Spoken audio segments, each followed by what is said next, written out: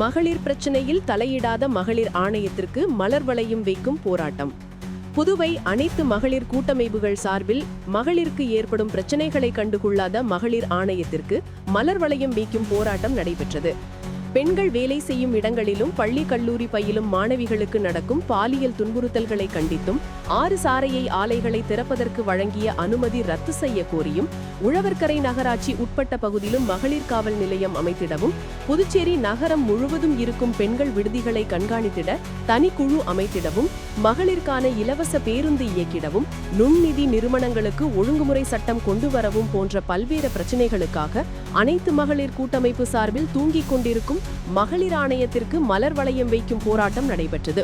போராட்டத்தில் அனைத்திந்திய ஜனநாயக மாதர் சங்கத்தின் உழவர்கரை கமிட்டி மேரி ஜூலியட், இந்திய முற்போக்கு பெண்கள் கழக மாநில செயலாளர் விஜயா, விசிக மகளிரணி பாக்கியலட்சுமி, மகிழா காங்கிரஸ் புனர்பூசம், மேலும் அற்புதமேரி, பொற்கிளை உமா மற்றும் நிர்வாகிகள் கலந்து கொண்டனர்.